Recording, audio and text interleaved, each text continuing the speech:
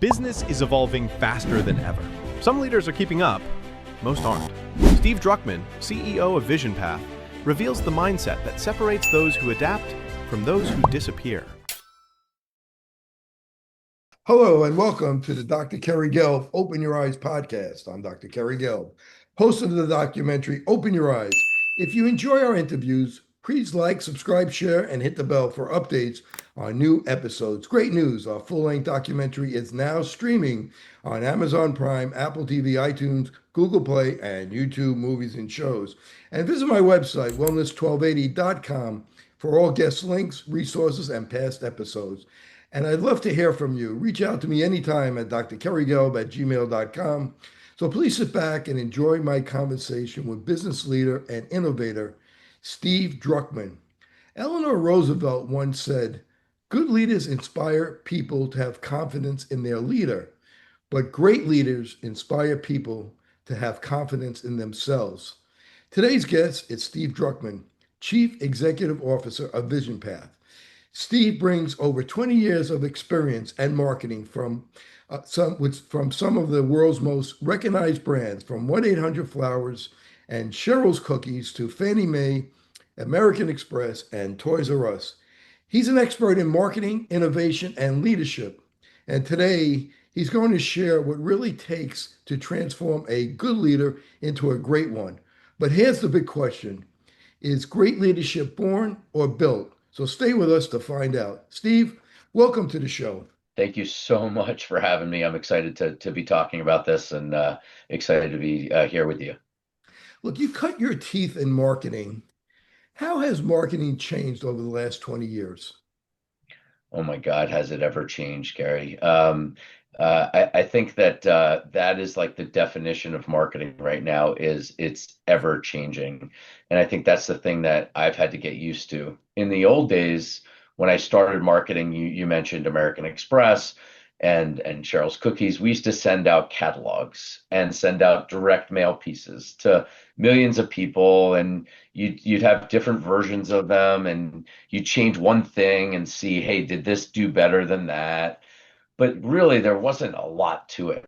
It was pretty like, you knew what worked, you knew what didn't work, and there was very little change to it. Now it's all about digital marketing, and digital marketing changes all the time.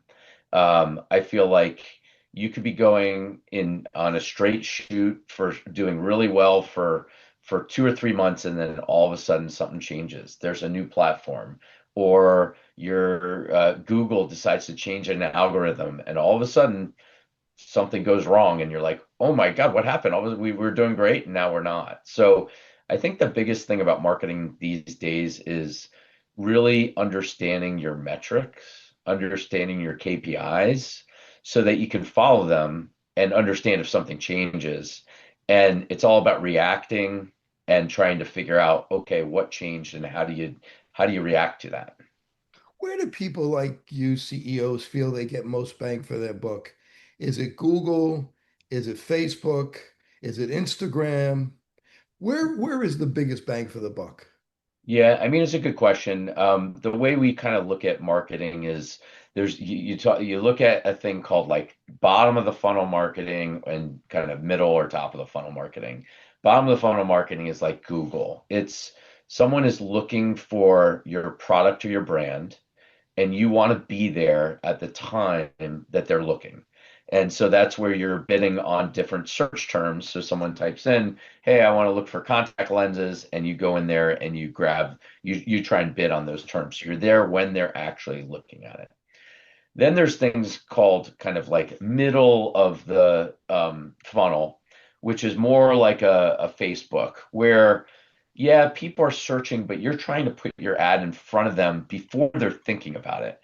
You're targeting them. You may know that they are a glasses or contact lens wearer, for example, but you're trying to get your brand out there, get your thought out there to them, either in the form of an ad or a video, and you want to be there. So it's kind of a mix of talking about the brand, talking about your products, and trying to get them to buy. So you're trying to get that impression in them. And then the classic like top of the funnel marketing is like the old days of like a commercial. right? You have a TV commercial where you're trying to get them to think about the brand and know about the brand so that when they actually have that time and that instinct to go do something in terms of buying a product that you sell, your brand comes to mind. With more screen usage and indoor time, myopia, also known as nearsightedness, is increasing and getting worse in children. Now, certified eye doctors can prescribe MySight One Day, the first and only FDA-approved soft contact lens to slow myopia progression in age-appropriate children. Visit CooperVision.com to find a Brilliant Futures certified eye doctor near you. You mentioned TV. Where does TV fall now? I mean, in your business where you're selling contact lenses, you may not be ready for TV, but does TV have as big a place anymore, or is it really mostly online? Yeah, I mean, it's really where customers are consuming their data, right? And consuming their time, their share of their mind. And the reality is most of the time people are online.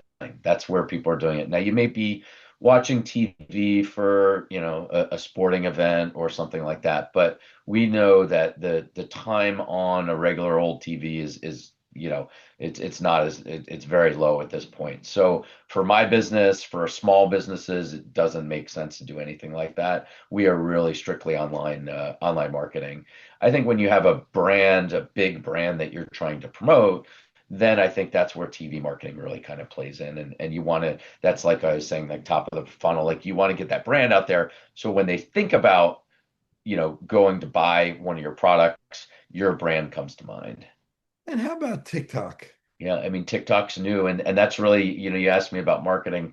Marketing is ever changing. So 5 years ago, TikTok or 10 years ago, TikTok wasn't anything, right? We all talked about Google advertising and then, then Meta and Facebook came and then Instagram and now TikTok. So I think as a marketer, we have to continue to change. We have to continue to test different things. In my business, we hadn't done TikTok out of the gate. And over the last couple of years, we adopted it, but it took time. We had to slowly test our way into it. We had to understand, okay, what's the best way to reach that audience? Because the demographic is different. On TikTok, it's a much younger demographic, as an example, but just the way they consume their information. So young people, they're just flipping, right? It's video to video, and they're going like that. So you have a very short time to capture their mind share. And so it's how do you create the ads? How do you create it so that you actually capture that message and put that message in the back of their head? So when they're ready to buy, they're going to think about you. And how does the CEO decide whether they're going to go organic, which is non-paid, or paid when they're doing digital marketing? Yeah, I mean, organic is really like an ongoing thing where you're trying to build your website and everything around your website so that when people do whatever searches, you come up naturally. So when you think about Google, and you do a word search on Google, let's say, the very top of the Google results gives you ads, and those are the things that you're actually spending money on and trying to bid on. But then as you kind of roll down a little bit on the screen, then there's the natural stuff that comes up and you don't really pay for it. It's just you're trying to, when they actually put in the term, you're trying to make sure that your website applies to that term better than everyone else's. So if someone types in contact lenses, naturally, your website would come up first. So there's a mix of focus that takes, there's a lot of money that goes into that in terms of building the website in the right way. So there's a lot of technology you need to do. You need to put in, content that supports different things that people would be looking for. And it all goes into these algorithms that are black boxes and that's what I was saying, like change all the time. So you could be the top of the organic search on contact lenses one day, and then all of a sudden they change the algorithm at Google and you fall down and then you got to keep changing it. So I think with marketing these days, it's about being nimble. It's about testing things. And again, like I said, it's about being on top of your metrics so that you know how to try and drive these things up when things are good. And if something goes wrong, trying to understand quickly how do you react to what's going different. How do you keep up with the changes that Google make? They're making these changes all the time, and they're changing the rules of the game constantly, whether it's Instagram, Facebook, Google. How do you keep up with that? Yeah, it's hard. We do a mix internally, and then we use some outside agencies as well. So the outside agencies that we use are really tied into some of this stuff. So I do think it's important if you can afford it to have some outside help, some focus who have like the expertise to know when things change. And then, this day and age, right? The internet and everything. When something changes, people know it, and then they publish it. And so you just have to keep on top of it and make sure that like this has happened to us where let's just say that something changed organically and we were high up and we're not, and it happens, it goes on for a week. You're like, oh, okay, let me go look online. And then, guess what? There's all these messages that are going on that Google changed something, it's impacting this, that, and the other thing. And here's, and then there's all these groups of like, here's what we did to try and figure it out and things like that. So it is really, it's staying on top of it. It's using resources to try and make sure that you are always changing with the changing times here. And how do you use shorts, Instagram? We talked about TikTok, but how do you use these shorts to your advantage? The shorts that you see on either Facebook or, of course, Instagram is shorts. Yeah, I mean that's the interesting thing. So, people are like, well, you should change your messaging and your videos and your shorts all the time. This costs money. I mean, it costs money to create advertising, and so there's this balance of how often should you change it, how much should you change it, and then how do you test your way in because you may change something, you may create a short ad, you may create a long ad, and it may not do well. And you have some things that are like, hey, this kind of ad does really well for us. Let's do another one like that, and all of a sudden it tanks. So it's really just trying to understand it. And there's a mix of the creative aspect of it, the targeting of it. So who are you actually, trying to target for it? And then is there a call, sometimes there's a call to action. So what's the call to action? Are you driving to your website? Are you trying to, sometimes we'll have a promotion and we'll do a video on that promotion, try and get them to buy in a very quick, short amount of time. The promotion's going for, let's say, a week. So you're trying to create a little urgency in it so that you get them to actually make the purchase ahead of time. You have an interesting business at Vision Path because you have two customers. The doctor's your customer who's selling contact lens, and the public is your customer. How do you That's right.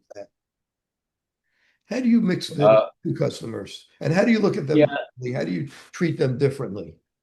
Yeah, I'd say that, a couple things. One is when we really talk about the kind of advertising we're talking about today, and we've been talking about, that's really focused on the end patient and the end customer, who is the contact lens wearer. That's you're trying to get your brand out there, and you're really trying to get them to ask for it. So go into the doctor and ask for it. But then there's the aspect of the community, and for the doctor, for us, we've really been trying to, I'm actually new to the vision industry. I've only been here for 3 or 4 years. I come from other e-commerce businesses.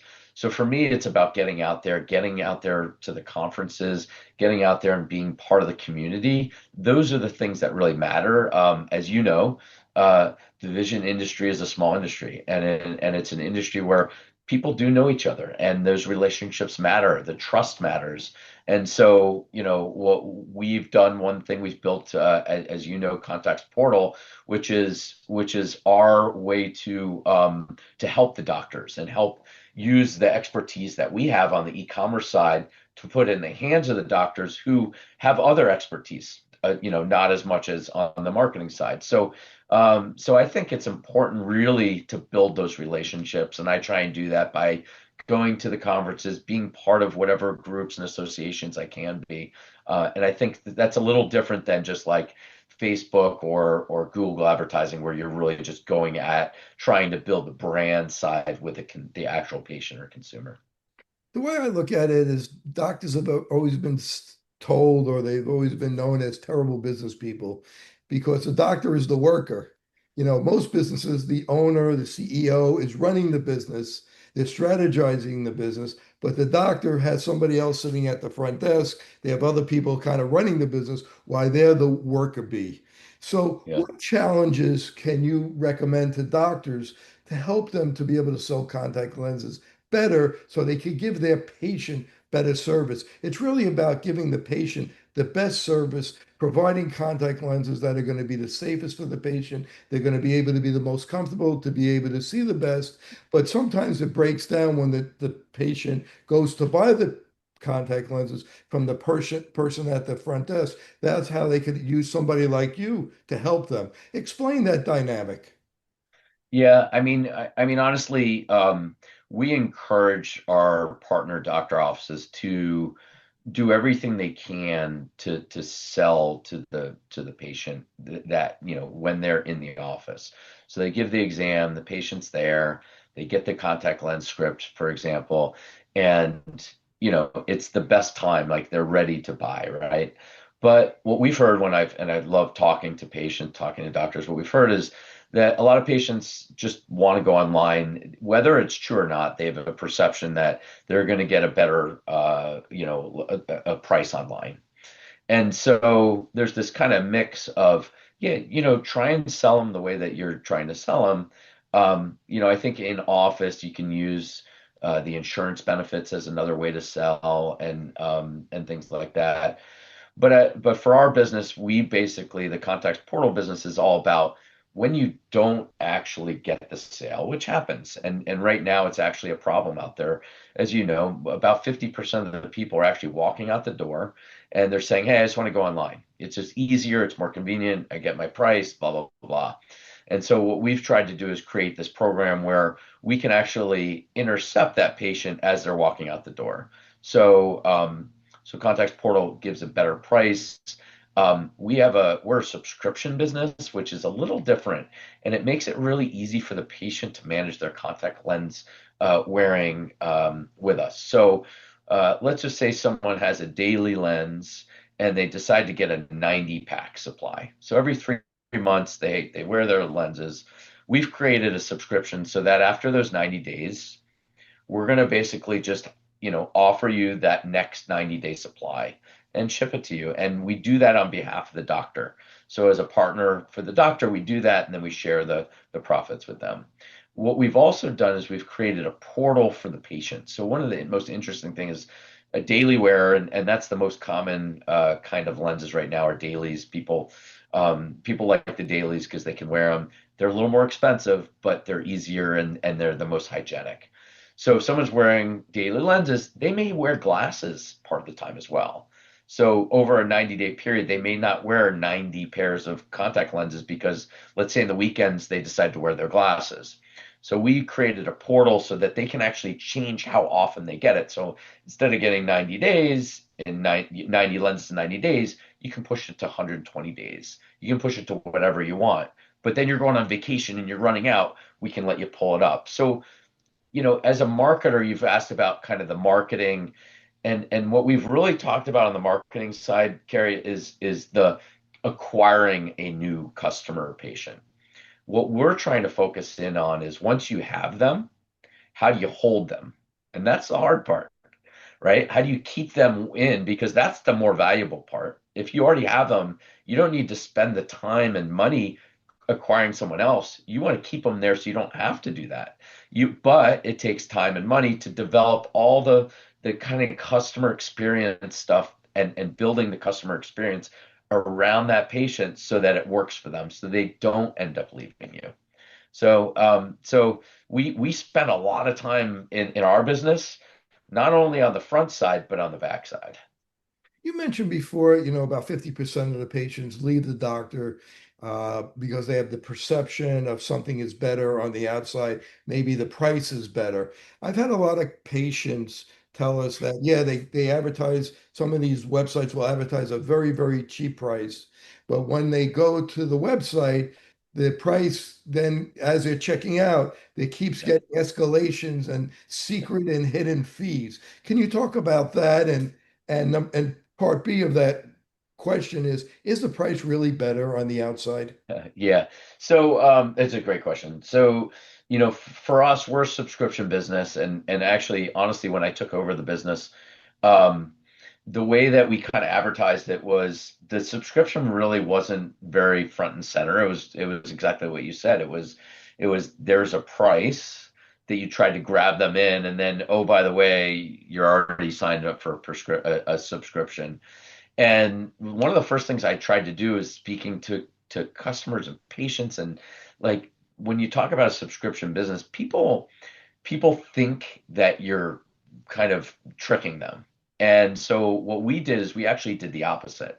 We leaned into the subscription. So if you go to any of our websites, you'll see that we actually lean in. We say we are a subscription. Here's a great price, but you're signing up for a subscription because we don't want it to be a bad thing. We don't want it to be hidden because we actually think the subscription is the beautiful thing, especially in this industry with contact lenses. If you have a subscription, it's just easier so that you don't have to think about it. It's just very easy to kind of fit in. So that's one thing. We try and be as upfront on all of our costs and pricing and stuff like that as well. Um, but yeah, there are lots of websites out there in Vision and outside of Vision that you go try and you put in the thing into your cart, and as you're checking out, oh wait, there's a shipping charge. Oh wait, there's like a extra fee. Um, as a consumer, I'd say, be smart about it. Keep looking at, before you actually hit checkout, make sure you understand what you're charging. I would say that there are definitely sites, especially in Vision, where you think you're getting a good price, and when you look at it, it's actually much more expensive. And what do you think the do's and the don'ts of marketing? What's certain things that are marketing we should stay away from, and certain things that you absolutely have to do? Yeah, I mean, I'd say, one thing is that even in this crazy time of videos and people's attention, I still believe brands matter.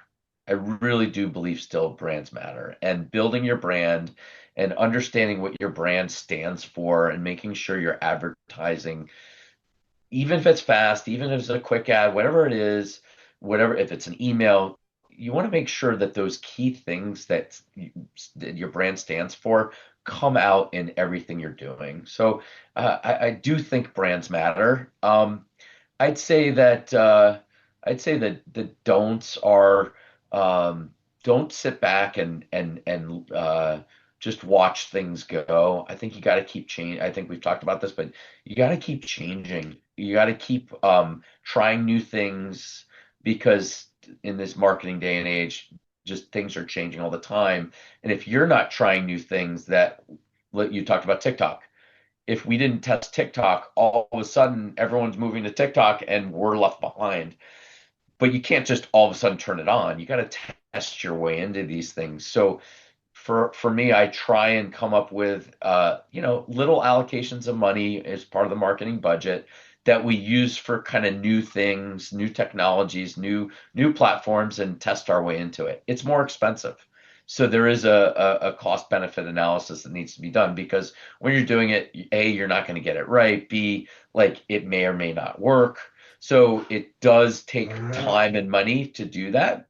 And with that time and money, you need to make sure that you're testing your way into these things. But if you don't, then you're going to get left behind. So making sure you're keeping an allocation for that is important. So, which one has worked best for your companies? And tell us even about 1-800 Flowers, Simply Mhm. Chocolate. What has worked Yeah. best? TikTok, Google, uh, Yeah. Instagram, Facebook. What has worked best in each one of the businesses, and maybe why? Yeah. I'd say that Google is always tried and true. It just is. Because what Google is doing is people are going on there, they're looking for a product at that time, and you're trying to kind of be there when they're looking for that product. So it can be expensive. You don't do it right, but you want to be there. You want to bid on, terms that are relevant to your products. You want to bid on some of your own search terms. It's kind of interesting that your competitors are bidding on your search terms too, and you're bidding on a little bit of your competitors. So there's some of that.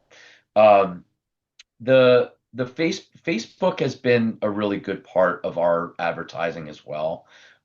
We really have used Facebook to kind of do a mix of getting in front of them when they're looking, but really trying to get our brand out there.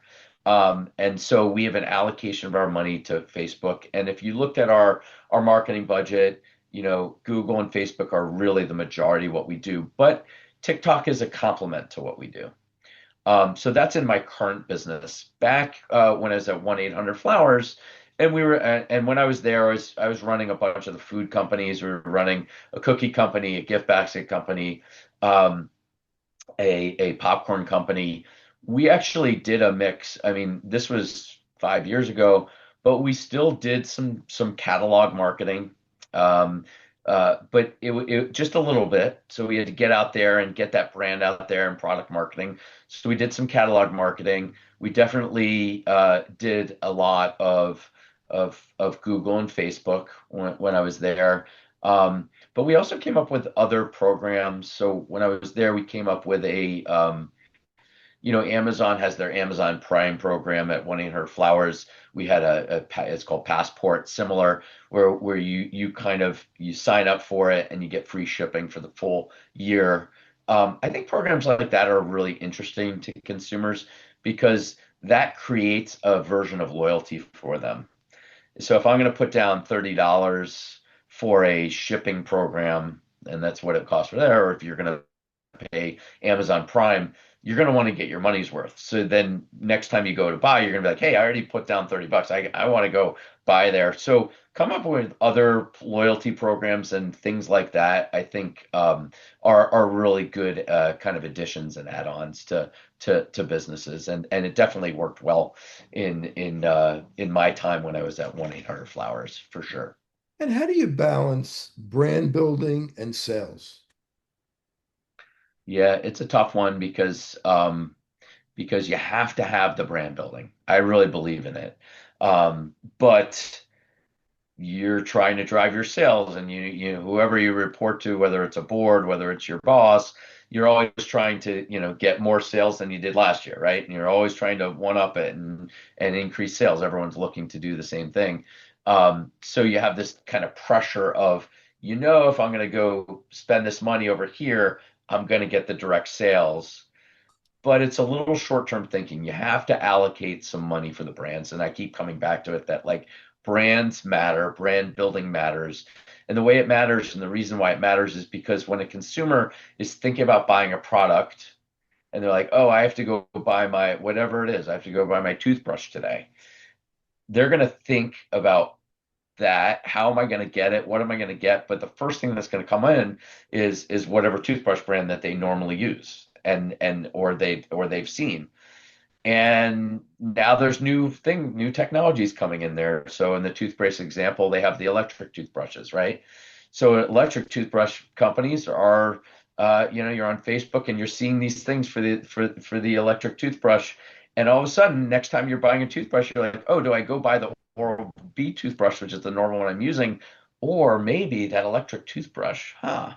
And that's how the brand building works. So it really tries to drive in there. But if they didn't spend the money that those electric toothbrushes on that, then you wouldn't even think to when it's time to buy to go there. So that's how it matters. That's why it matters. It's to get the customer thinking about the product when they're about to buy the product and getting your brand to be top of mind.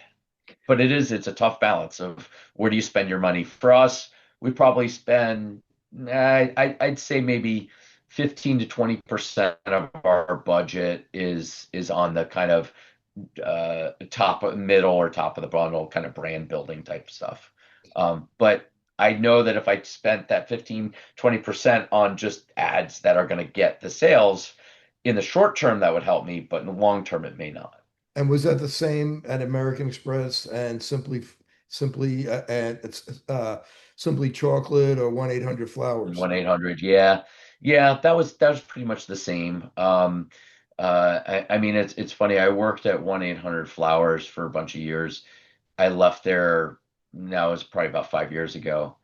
And I think back to my time there, even in this 5 years, things have changed so much. Like I think about like what we were doing then, which we were, as I said, we were still sending out a lot of catalogs, and I still am on the mailing list and stuff like that.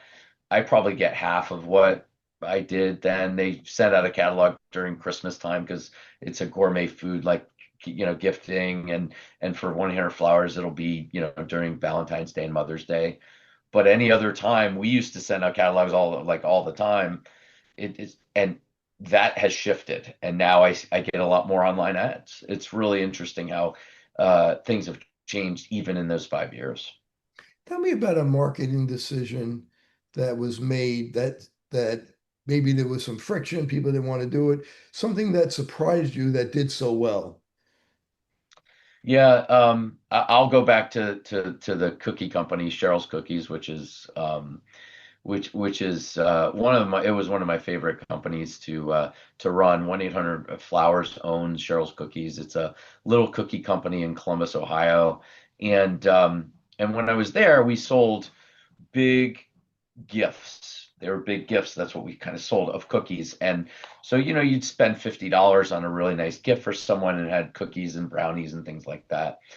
And I made the decision. I had this idea of, what if you turn a greeting card, which is like, just regular birthday card, whatever, into like a little box that has a little message on it and has a cookie in it.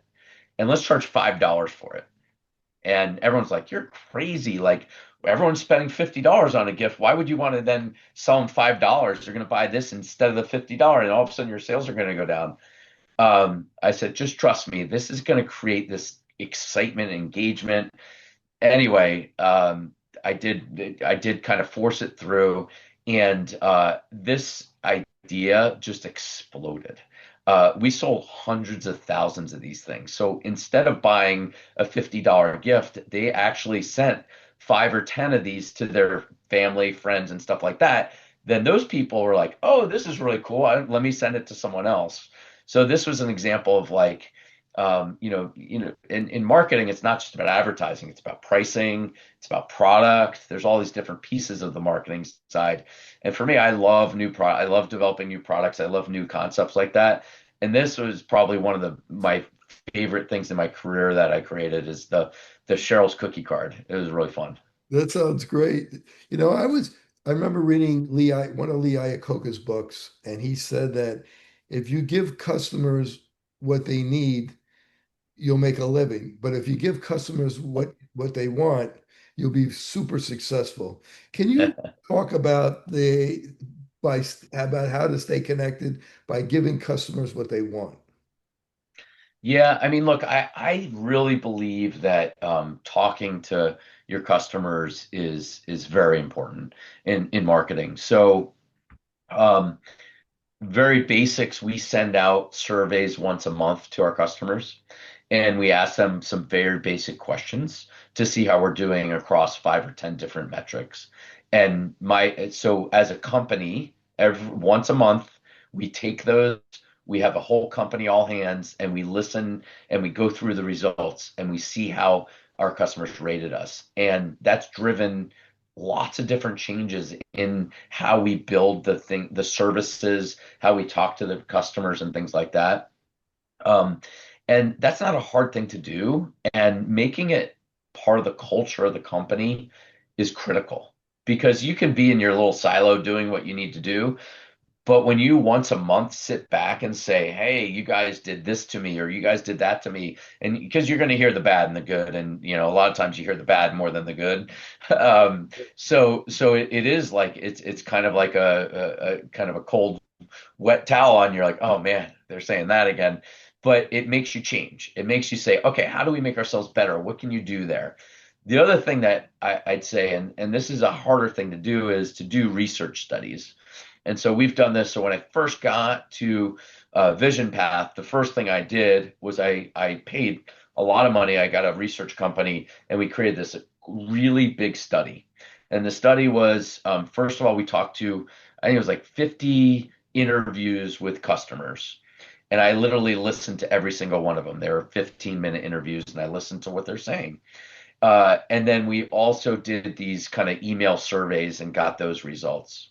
And it really kind of made me focus on, okay, I was a new CEO, I was new to the industry. What are the things I should kind of focus in on?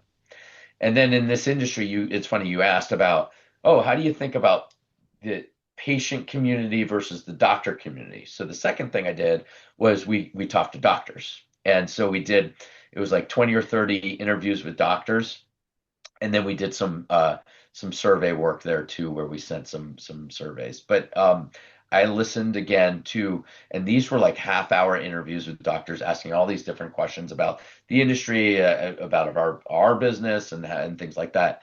And you get it like it is. I mean, people are telling you exactly the way it is, and you're learning it, and that I think is hard to hear, but it makes you smarter. It makes you better. You need to put on thick skin, but it makes you a better marketer to know, hey, here are strengths and here are weaknesses. And how do you fix the weaknesses? And this is one that a lot of people don't really understand, is how do you lean into your strengths?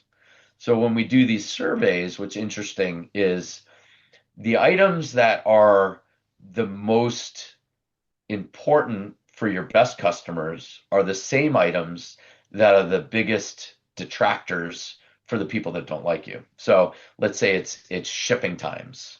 When you get it right and you ship to them and it's all on time, that's one of the things that your best customers say, hey, they always ship on time.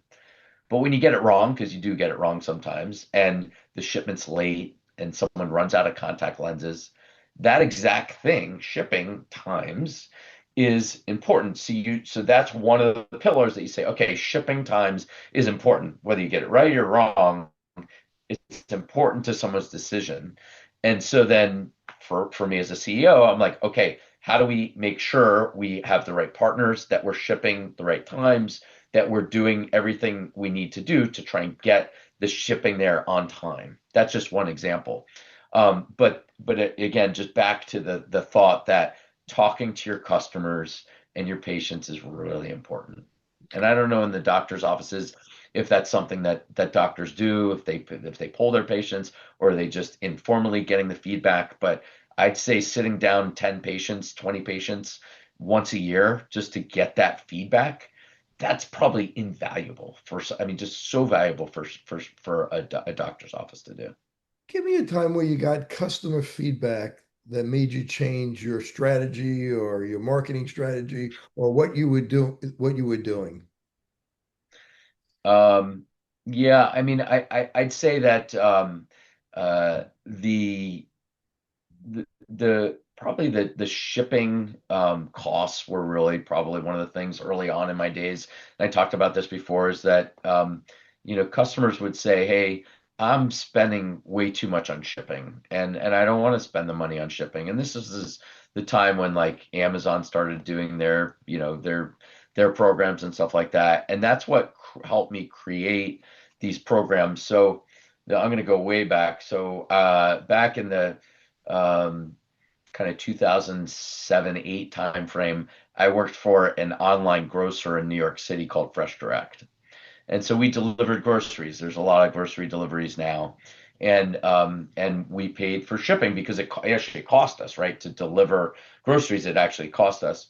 But we created a kind of Amazon-like program where you paid one fee and you got the shipping. And we said to ourselves, hey, let's not give it to our best customers because we're going to actually lose out on this. Because if we give them free shipping, then we're going to, it's going to cost us.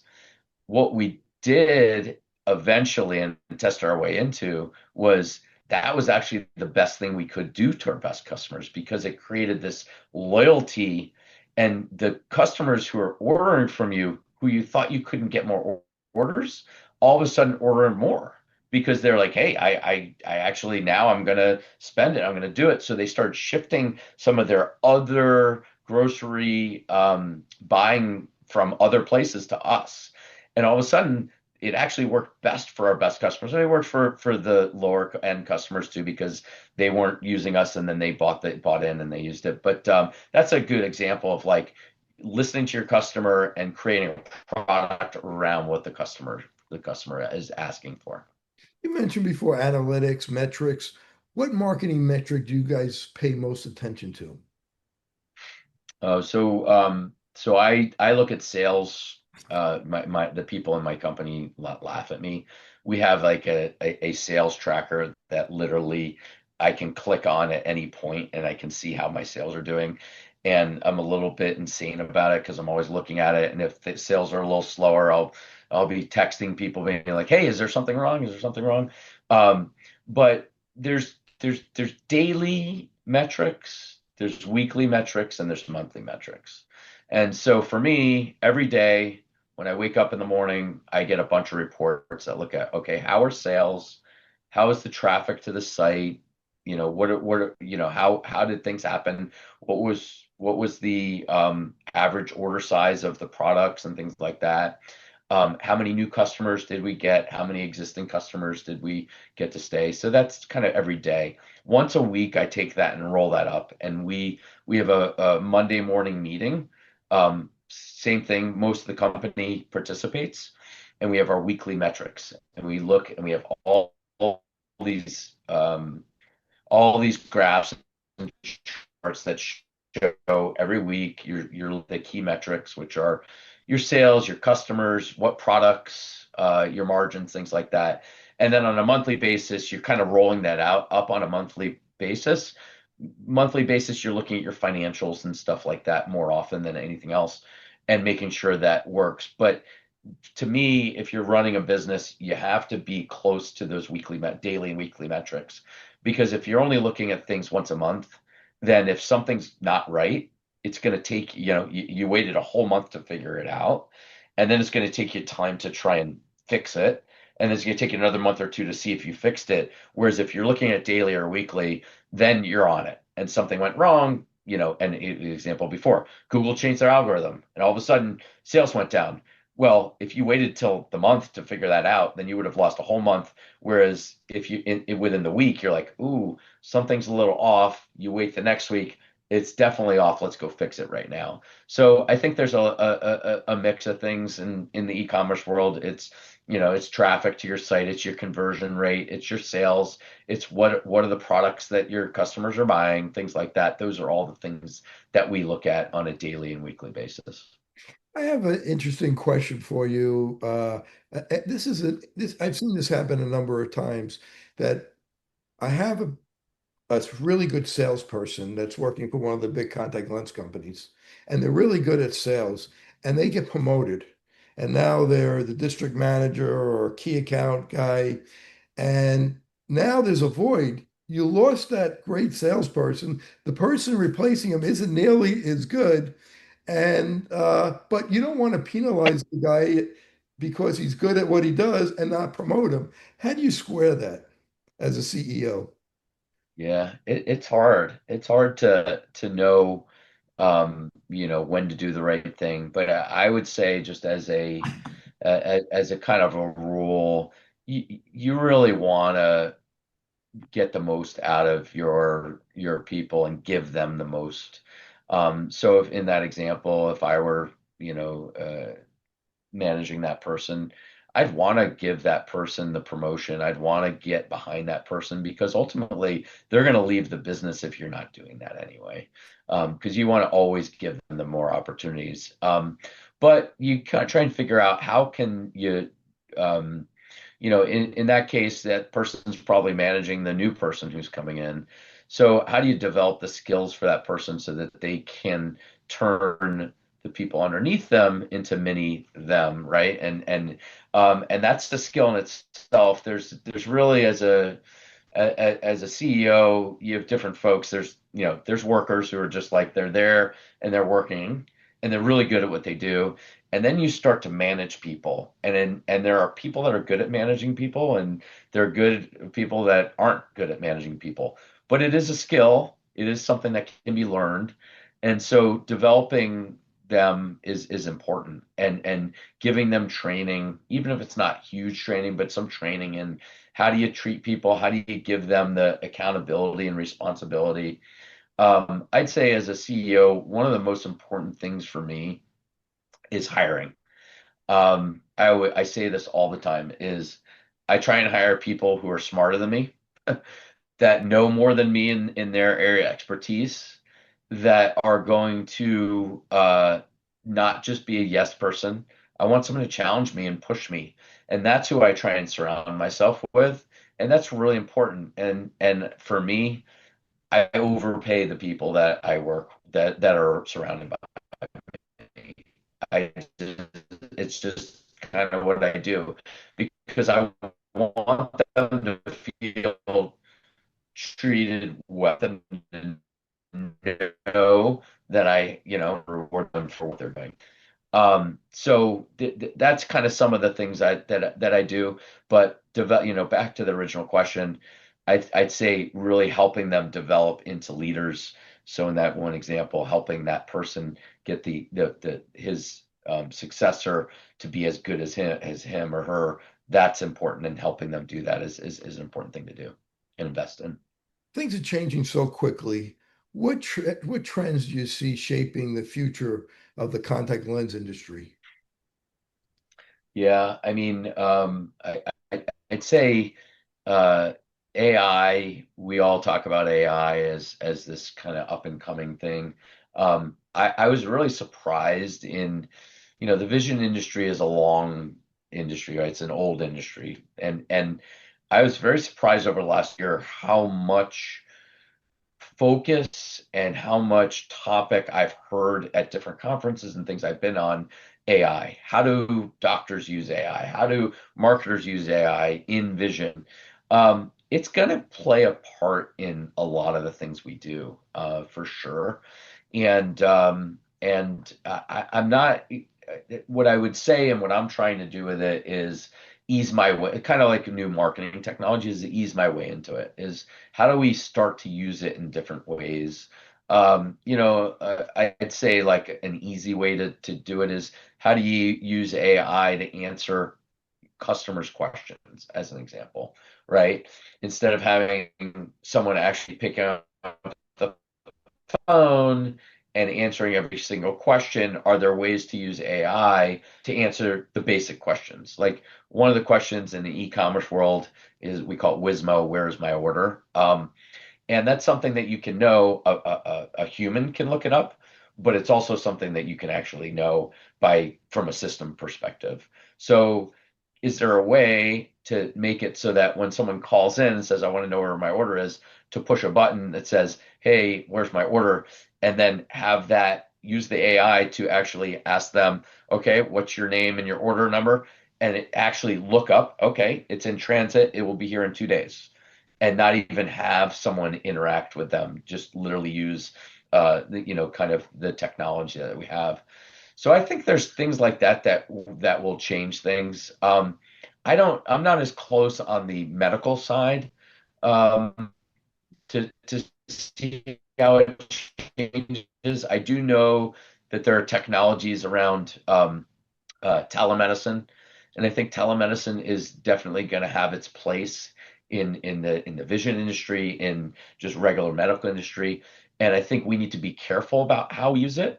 But I think we can't shy away from it either. I think there's a place and time for things like that, and we just have to figure out the right way to do it that is going to be healthy for the patient, but also allow a doctor's office to be a little more effective and efficient.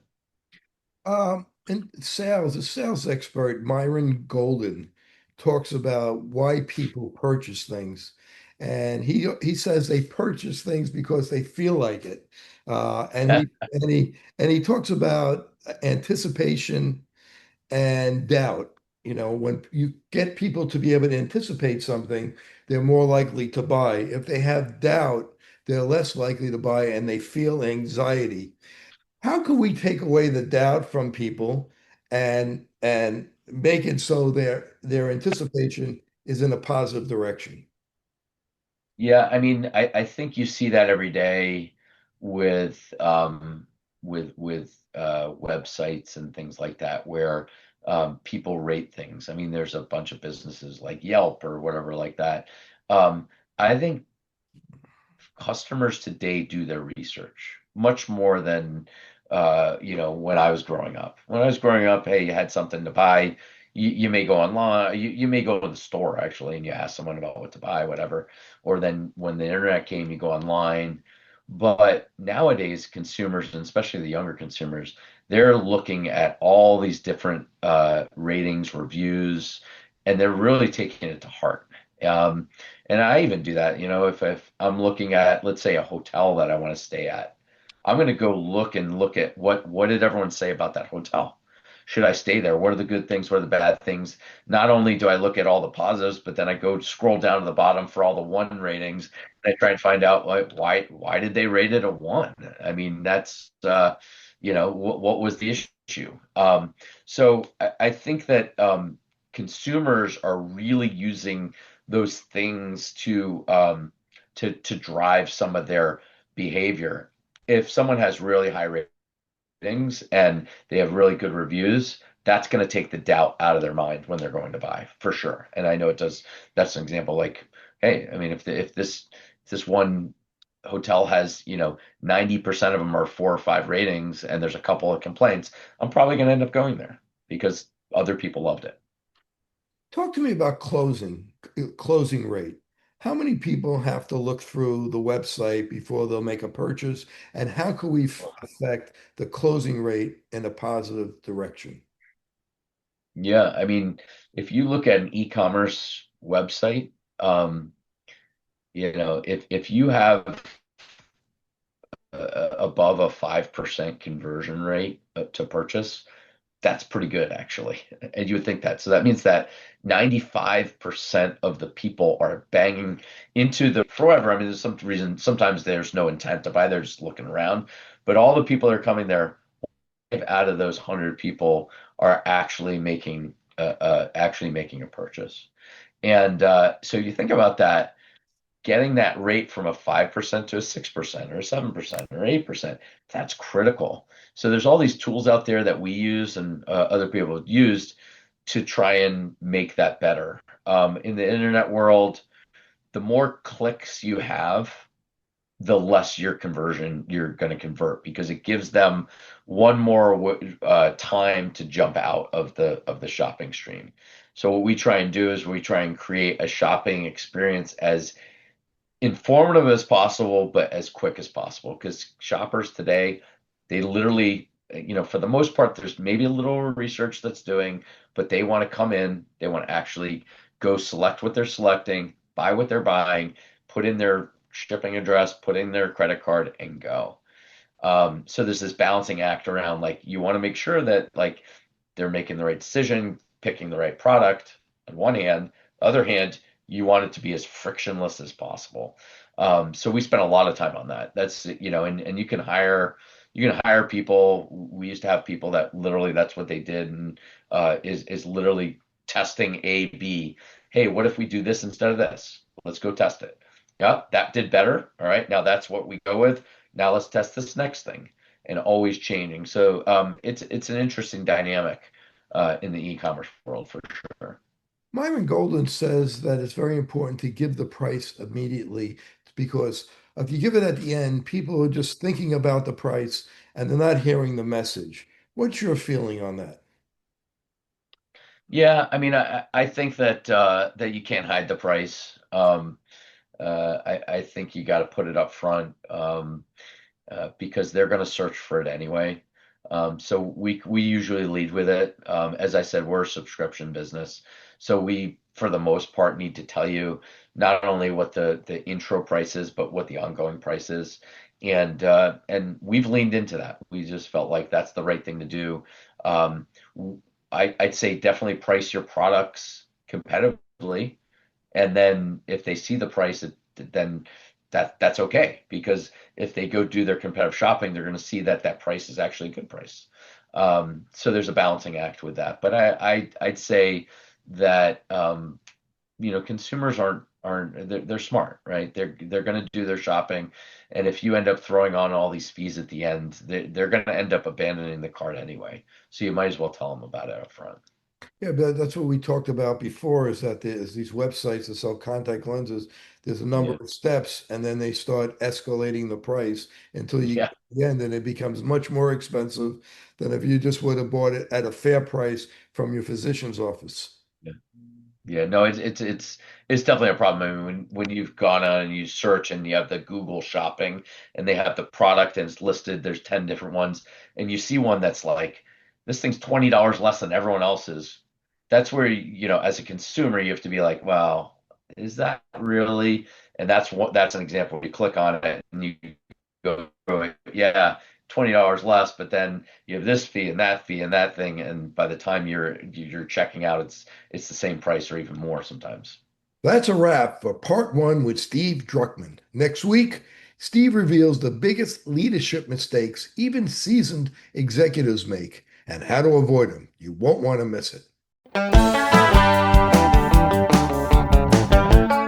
With more screen usage and indoor time, myopia, also known as nearsightedness, is increasing and getting worse in children. Now, certified eye doctors can prescribe MySight One Day, the first and only FDA-approved soft contact lens to slow myopia progression in age-appropriate children.